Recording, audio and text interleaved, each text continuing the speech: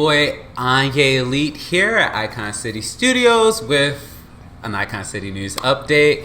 Alright, so hopefully you're good at math because we're talking numbers. Okay, I'm just kidding. We are talking numbers, but you don't need to know math for it. Alright, so let's start with one number, 1619.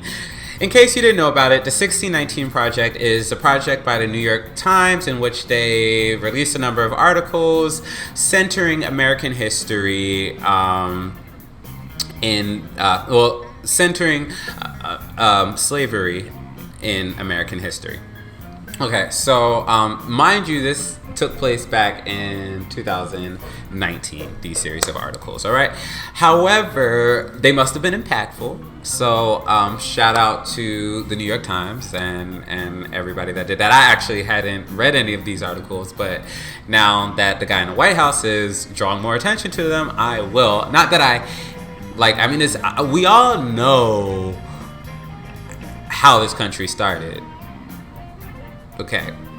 Like, we all know how it started, and we all know what year the Declaration of Independence was signed. So, in retaliation to the 1619 Project, President Trump has announced this 1776 board or coalition or whatever. The goal is to, increase more patriotic material in our education system. Okay. Thing one, right? I don't think you're going to be able to put this genie back in the bottle, okay? You're going to tell us that Columbus discovered America, we're going to go back to that? Or are you going to tell us that Abraham Lincoln's decision to emancipate the slaves was a nuanced one that he didn't agree with in the beginning? Hey, that is those are facts. Okay, and so propaganda sounds like is what you want to do. But anyway, the reason why 1776 is the name of the project is because that is the year in which the Declaration of Independence was signed. Because that is all you need to know. Yeah, dummy. I mean, that's what your president thinks about you. That's all I'm saying. So, in order to create this false equivalency and just to find some kind of way to be right, even though we can admit that Republicans are increasingly not even worried about the appearance of fairness if you take in this whole Ruth Bader Ginsburg situation. But I digress. That's for another segment.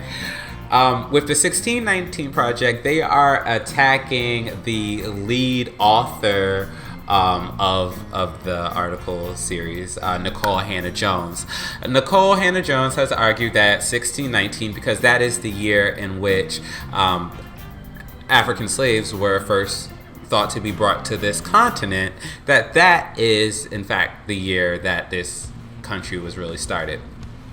Obviously, that's one person's opinion. She has no Declaration of Independence or Constitution to, make this a law. Okay, and this is an opinion of a opinion journalist.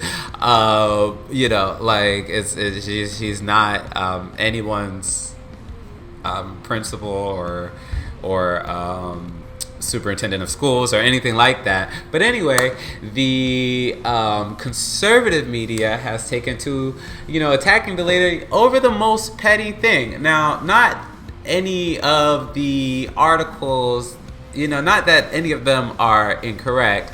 It's the idea that she is now clarifying that when she called 1619 the beginning of the country, that it was figuratively speaking and not literal. Everyone's trying to drag her beyond that, but I don't think that